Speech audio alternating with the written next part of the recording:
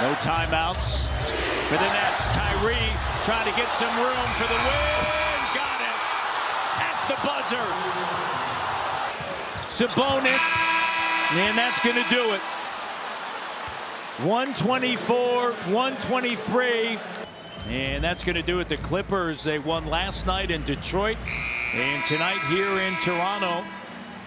And the Indiana Pacers have won 4 consecutive and 6 of 7.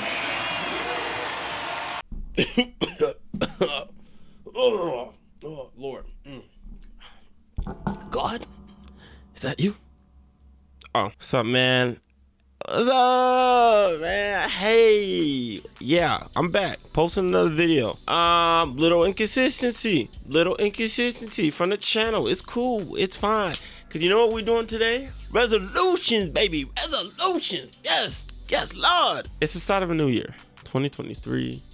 A lot of hope and promise in the air, but we do want to do some shout outs first, so let's go ahead and do some shout outs. So real quick, first shout out to iJammy, aka Dante LaRock. People really lost their minds.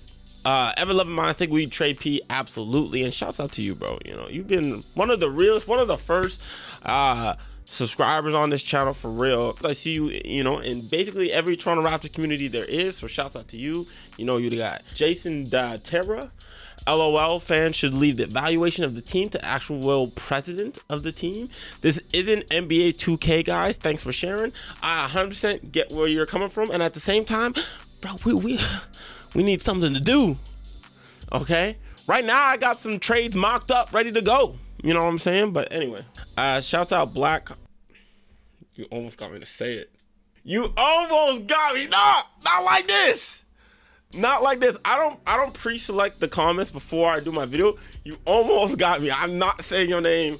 Eric Flynn pray for my rent one time. Yeah, sometimes, bro. His prayers, they were working. I could use a little bit of those prayers too. But yeah, I appreciate y'all for commenting on the last video. And yeah, we got a lot more videos this year, and we're gonna get into all that here. So if you're new to the channel, you could like the video, subscribe, leave a comment if you want to be involved in the discourse that we have on this channel, and have a good time going forward into this new year. If you're looking at NBA seasons as individual timelines, then this might be the darkest timeline. I thought we already reached that for the Tampa season. Not the case. It turns out not the case at all. Most Raptors teams under the Masai Ujiri era have played above expectations. So you kind of expect the same thing to happen this season, and it hasn't happened. How did we get here? Okay, how did we get here? A team that has returning most of its same players go from one season making the playoffs to the next season you're one of the worst defensive teams in the league when that was their strength the year prior, and right now is debating whether or not they want to fight for a play-in spot or fight for a draft lottery odds percentage. How did we get here? How did we get here? Let's take a look at some of the flaws of that previous team. Still not a great three-point shooting team last year, but you had players shooting the three at a pretty high clip. OG Anunoby, Fred VanVleet, Gary Trent Jr. This year, Fred can't hit anything. I don't quite understand what has happened to the point where Fred VanVleet is in the worst shooting slump of his career, and he can't hit anything. And he's one of the guys, like, he was our best three-point shooter. It's a real problem. The way the roster is constructed is an issue. Because right now, I mean, if you're going back to the Tampa season, you could try and convince yourself into, like, Boucher could also be a three-point shooter. But now, 2 years since the Tampa season, he's not a three-point shooter. That's established. That's fully established. He'll hit one here and there, just so you can't completely bench him for taking a three. But outside of that, that guy is not a shooter. Precious has not hit his shots at all. That was a big regression and a big part of why he was playing so good second half of last season. He was a really good three-point shooter, and he's been hurt almost the whole season and has only had a couple games where he really played well. But I do think he's an important part to the team and a big reason as to why they're not playing well right now. Structuring the team so Fred, Gary, and OG are really your only three-point shooters is a real problem. And yes, Pascal's been hitting some threes here and there. But with this team, if any of those guys are having a rough time shooting the basketball, which they all have had during this season, the whole offense crumbles. You're not just getting good stops anymore. You're getting a steal in transition. You might get a layup, but you're not just getting the consistent stops. This team used to be able to lock teams up for minutes at a time. We see glimpses of that, flashes of that, but that's not happening consistently anymore. That's a problem. That's a real problem for a team filled with all defenders. That is an insane problem. The fact that they are that bad on defense is a real issue. I don't even know how you solve that. I don't know why when I watch a game, I'm just seeing insane blown coverages. Like the lack of focus. I don't know how to explain that. It doesn't make any sense. Scottie Barnes, his progression is not linear. That part is not a huge surprise to me. I think people are overreacting a little bit. Obviously, this team was expecting some improvement. You can't put all your hopes on your rookie to progress and have a linear development. This is one of the things that the front end or the GMs did expect. You know, this is one of the possible outcomes. Oh, Scottie could have a tough second year. That's fine. We have enough other players around him where he can still do the other things and it'll still be a good season. But with so many negative things happening, Fred not being able to shoot, pressure to Achuiwa started off a little rough. You could maybe see, oh yeah, he might start off a little bit rough, but his injury taking him out a huge chunk of games, did not expect that. Gary having a little bit of a rough start, but it wasn't even that bad of a start. That one was made worse by Nick Nurse, benching him, putting him in different lineups, taking one of our only shooters out of the starting lineup made no sense at all. A lot of y'all wanted Gary to the bench. He's back in the starting now, bro. How did that work? We were starting Juancho for a long time. And I know there's times where I apologize to Juancho, but really, I'm apologizing for like him having like an 8-point game.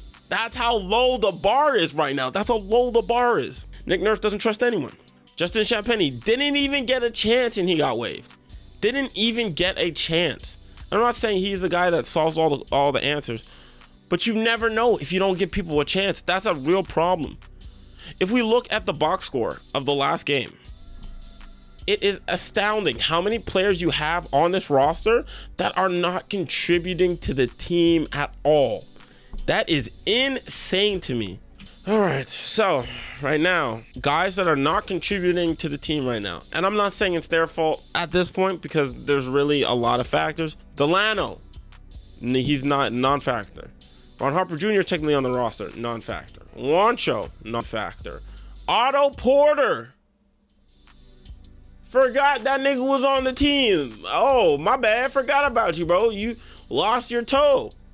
How, what do we gotta do? We can ship you another toe, bro. Not mine, but shit. We can ship you another toe. Thaddeus Young plays a role here and there, and it's inconsistent. Go to Kem Birch. Koloko's playing, but he's too young. Boucher, a lot of times, is not playing. He's missed a couple games. Last game, Nurse put him in for a little bit. He was awful and is not on the court anymore. Doughton's not getting a chance. Malachi's inconsistent. That's how many players that we named just there. So let's go Malachi, Doughton, Boucher, Birch, Porter, Harper Jr., Banton, Juancho. 8 players that you're getting just about nothing from. That's brutal. That's brutal. Nick Nurse has to be able to trust some players. Because the thing is, I want to say, let's go get some other players. And like, let's get this offensive player. Let's get this offensive player. Let's get a shooter. If we bring them to the team and Nurse does not trust them, it's over. And I don't think we're getting rid of Nurse anytime soon. I'm not saying we should get rid of Nurse, but yo, we've got to trust some guys off the bench. This is crazy. We have the worst bench for years in a row. So that's either coaching or these players on the bench really is not saying much. And I've seen players play well at other places. Utah, O'Shea, you know what I mean? The list does go on. Gary Payton II. How that guy's on our 905 team. We can't get him a real look when we need defensive guards. Something is going to happen with this team. There's no way this team does nothing. This team is too flawed. Whatever they do, they're going to do something. I just hope that we're prepared for it. But yeah, that's just about going to do it for this video. Going forward, I'm still going to do some reactions to games, but they've already not been as consistent because the team's been losing, and reaction videos when a team loses typically are kind of don't do great just in general. Of course, we want to see the team win, and when the team loses, don't nobody want to watch that. You know what I mean? I'm still going to do some when there's a big game or there's a big performance. We'll definitely do a reaction for sure. But I'm not doing a reaction for every game. There's enough voices that you can check out for every single game reaction. But I'm still going to be doing these kind of videos. I think there's a couple other videos that I want to do more in this vein 2023. What are your resolutions, man? Let me know down in the comments down below. My biggest resolution is to stick to the grind this year. I know a lot of people say that. A lot of people make resolutions. A lot of people think resolutions are dumb, and I kind of agree with them. But at the same time, a lot of people make resolutions around this time of year. Like a lot of people, like millions, like a high percentage of people make resolutions around this time. And a lot of people don't fall through. But what if you're in that small percentage of people that does actually succeed on their resolutions and you make a huge change in your life? I'm telling you, it's possible. But anyway, I'm talking way too much. Appreciate y'all. I'm gonna edit this down as much as I can. Have a happy 2023. Hopefully, I'll see you on my next video. Appreciate y'all.